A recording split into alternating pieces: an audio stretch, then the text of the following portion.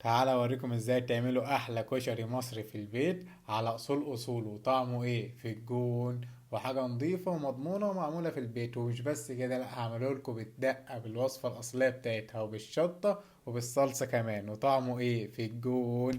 يلا بينا. اول حاجة هنجيب الطاسة ونضيف فيها شوية زيت محترمين، لان الزيت ده حرفيا هنستخدمه في كل حاجة في الطبخ. وبعدين نجيب شوية بصل كتير نعمل التقلية بتاعتنا ونحطها مع الزيت ونقلبهم مع بعض كويس لغاية لما البصل يتحمر معانا بالشكل ده. وبعد كده نقوم مصفينه ومطلعينه من الزيت ونحطه على المناديل بتاعتنا. وبعد كده في حلة تاني ونقوم حاطين فيها بصلة متقطعة بالشكل ده، وبعدين نقوم ضايفين عليها شوية زيت من اللي حمرنا فيها البصلة. والتريك هنا يا جماعة ان الزيت اللي اتحمر في البصلة بيخلي كل حاجة مسكرة حرفيا. وفي كوباية تانية نقوم رايحين حاطين الحمص وسايبينه على النار يتسلق مع نفسه. بعد كده نرجع للبصلة تكون خدت تحميرة بسيطة ونقوم ضايفين عليها العدس بجبة، وبعدين نقلبه. وبعد كده نقوم ضايفين عليهم شوية مية لغاية لما تبقى فوق العدس بجبة بشوية. بعد ونضيف عليهم شوية بصل صغيرين متقطعين ونقفل الحلة. وبعد كده نقوم رايحين بقى نعمل التوابل السرية لكل حاجة. نقوم جايبين في الكبة بتاعتنا فصوص توم ونقوم حاطينها، وبعدين نقوم حاطين عليهم قرنين فلفل، وبعدين نقوم حاطين عليهم كمون وكزبرة ونضربهم مع بعض كويس. والميكس ده نقوم ضايفين منه على العدس ونقوم ضايفين منه على الحمص، ومع الحمص نقوم حاطين شوية ملح. وبعد كده نرجع للعدس بتاعنا يكون استوى نقوم طافيين عليه ونرجع نعمل الصلصة في حلة صغيرة. نقوم حاطين فيها شوية زيت من اللي استخدمناهم مع البصل لما حمرنا فيهم البصل. وبعد ما نحط شوية زيت نقوم حاطين توم مهروس ونقلبهم مع بعض كويس لغاية لما يطلع ريحة. أول ما يطلع ريحة ويبقى نص سوا نقوم ضايفين عليه نص كوباية خل ونقلبهم مع بعض كويس. وبعد ما نضيف الخل نقوم حاطين عصير الطماطم بتاعنا عليه، وبعدين نضيف التوابل اللي هتخلي الصلصة زي بتاعة المحلات بالظبط بل وأحسن. والتوابل هتكون كزبرة وشوية تقلية من اللي عملناهم في الأول وكمون وسكر ورورة وحبهان مطحون، ونضيفهم معاهم ونقلبهم مع بعض كويس لغاية لما يبقى معانا بالشكل ده، وشوية ملح عشان نسينا. وبعدين نقلبهم مع بعض كويس ونسيبها تتسبك ونروح نعمل الدقة زي بتاعة المحلات وكمان أحسن. أول حاجة نجيب معلقة من الخلطة اللي عملناها في الأول في الكبة، وبعدين نقوم ضايفين عليهم ملح وفلفل أسود وشطة وطبعا نص كوباية خل ونقلبهم مع بعض كويس. ولو لقيناها محتاجة خل تاني نقوم ضايفين عليها، وبعدين نقلبهم لغاية لما يطلعوا بالقوام ده. ونقوم راجعين للصلصة بتاعتنا تكون اتسبكت بالشكل ده نقوم طافين عليها، ونقوم رايحين عاملين الرز بالشعرية بتاع الكشري. هنجيب حلة ونقوم حاطين فيها الزيت اللي استخدمناه في البصل عشان يخلي كل حاجة مسكرة. وبعد كده نقوم ضايفين الشعرية بتاعتنا ونقلبها لغاية لما تاخد لون بالشكل ده. وبعدين نقوم ضايفين عليها الرز بتاعنا بعد ما نكون غسلناه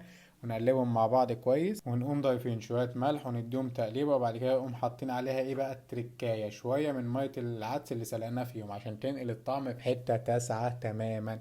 كده احنا عدينا ليفل المحلات بكتير. ونغطيه ونسيبه يستوي مع نفسه. بعد كده نقوم رايحين سالقين المكرونه بتاعتنا. نقوم طبعا المكرونه مش كيمياء، شويه ميه ونقوم حاطين فيها المكرونه الاسباجيتي بعد ما نكسرها. وبعد كده نقوم بعد ما نسلق الاسباجيتي نروح ضايفين الرز مع العدس بعد ما يكونوا استووا نقلبهم مع بعض كويس. ونقوم رايحين عاملين الشطه بتاعت المحلات بالظبط. هنقوم برضو نحط شويه زيت من اللي قلينا فيهم البصل مع معلقه شطه او معلقتين على حسب ما انتوا بتكونوا بتحبوها. وتقوم ضايفين عليها شويه فلفل اسود مع شويه كزبره مع شويه ملح ونقلبهم مع بعض. ونقوم ضايفين عليهم معلقتين صلصه كبار من اللي عملناهم ونقلبهم مع بعض كويس لغايه لما يبقى القوام بالشكل ده زي ما انتوا شايفين. وبكده نكون خلصنا الشطه بتاعتنا. نقوم رايحين سالقين تاني نوع مكرونه اللي هو الكاراتيه، وبرده مش كيمي، شويه ميه سخنين يكونوا بيغلوا نقوم ضايفينهم عليهم المكرونه بتاعتنا لغايه لما يتسلقوا فيها. وبعد ما يتسلقوا نروح نقفل الكشري بتاعنا. نقوم حاطين شويه من التقليه ونسيب شويه للتزيين في الاخر مع شويه حمص برده وشويه نسيب شويه للتزيين في الاخر. وبعد كده نقوم ضايفين المكرونه ونقلبهم مع بعض كويس. وبعد كده نجيب الحمص نقوم حاطينه على الوش، وبعدين نقوم حاطين التقليه بتاعتنا على الوش بالشكل ده. ونروح نجهز طبق عظمه نتحدى بيه مطاعم الكشري ونقول لهم اتعلموا الكشري اللي على اصوله ومن كوتش خطاب، وندوق بقى ونقول بسم الله. بأمانة الله يا شباب والله طعمه عظمه حرفيا. اللي مش هيجربه هيفوتوا كتير، واللي مش هيتابعني هيفوتوا اكتر. وبألف هنا والسلام عليكم.